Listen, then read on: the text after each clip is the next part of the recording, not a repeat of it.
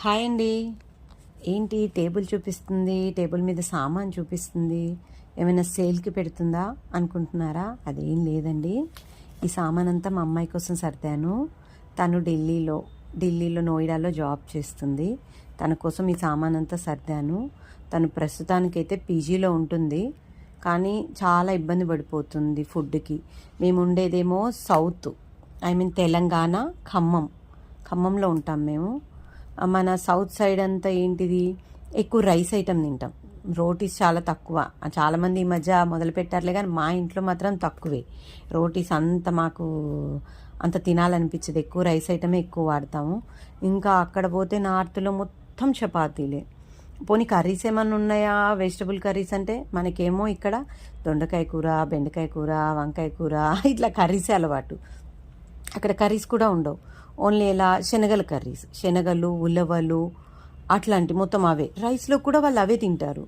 Vegetables అట్లా అని ఏమి ఉండవు ఎక్కువ శాతం. కాబట్టి తను ఆల్రెడీ 6 months నుంచి ఉంటుంది. అబ్బా చాలా ఇబ్బంది అయిపోతుంది మమ్మీ, నాకు అసలు కర్రీస్ ఉండట్లేదు, ఏమి ఉండట్లేదు, ఇబ్బంది అయిపోతుందంటే ఇంకా ఆలోచించాం, లాభం లేదు, ఒక ఫ్లాట్ తీసుకుంటే ఫ్లాట్లో ఉండొచ్చు అని. తర్వాత మన పీజీలో కూడా ఉంటాయి కదండి గ్యాస్ స్టవ్లు, వండుకోవచ్చు కదా అంటే నిజంగానే పీజీలో ఉంది.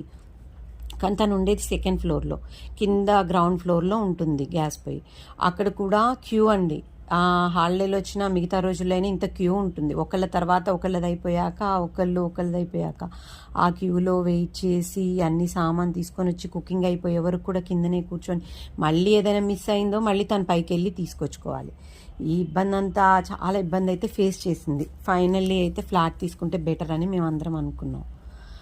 తర్వాత ఇంత సామాన్ ఎందుకు తనకి అంటే, మేమందరం కూడా ఉండబోతున్నాం కదా తనతో. ముందైతే ఒక 1 month ఉందాం అనుకున్నాము. అందుకని ఈ సామాన్ అంతా కొంచెం ఎక్కువగా సర్దాల్సి వచ్చింది. కాకపోతే నేనేంటంటే కొంచెం ఇదిగా, ఇప్పుడు ఈ టిఫిన్ కనిపిస్తుంది కదా, టిఫిన్ పైకి మాత్రమే ఒకటి కనిపిస్తుంది, దాని లోపల మాత్రం దాదాపు 7-8 డబ్బాల దాకా డబ్బా అలా పెట్టేసాను. ఇంకా గిన్నెలు కూడా అన్నీ అంతే సెట్ గిన్నెల్లాగా పెట్టేశాను. సింపుల్గా ఒక కుక్కరు, కొన్ని గంటెలు, మొత్తానికైతే ఈ సామాన్ అంతా సర్దేశాను. సామాన్ అంతా సర్దే కానీ నాకు చిన్న డౌట్ వచ్చింది. ఫ్లాట్ అయితే తీసుకుంటాం కానీ సిలిండర్ పరిస్థితి ఏంటి? ఇక్కడంటే సిలిండర్ ఉంది, మనం బుక్ చేసుకుంటాం, మన పేరుతో ఉంది కాబట్టి. మరి అక్కడ సిలిండర్ లేదు.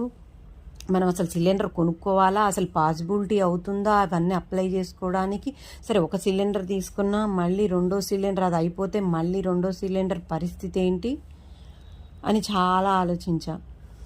సరే, ఎలా అయితే సర్దేది, ఎలా అయితే బయలుదేరాం, ఫరక్ పడేది ఏముంది, ఒక ఇండక్షన్ స్టవ్ తీసుకుందాము. ఇండక్షన్ స్టవ్ తీసుకుంటే కొంచెం పెద్ద సైజు తీసుకున్నాం అనుకోండి, మంచిగా కుకింగ్ అంతా దాని మీదే పెట్టేసుకోవచ్చు. ఎలాగో నేను స్టీల్ బౌల్సే కదా తీసుకుందాం అనుకున్నాను. ఫైనల్లీ మొత్తానికైతే బయలుదేరాము. 2nd AC తీసుకున్నాము. మేము బయలుదేరేటప్పుడైతే వాతావరణం అంతా కొంచెం రెయినీగా ఉంది. కాసేపటి తర్వాత అయితే కొంచెం మంచిగా ఎండ వచ్చి అంతా బాగుంది.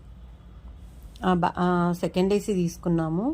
అంతకుముందు అయితే నేను 3rd ACలో వెళ్ళాను, కానీ ఇదే 2nd AC అయితే మాత్రం ఫస్ట్ టైం నేను తీసుకోవటం.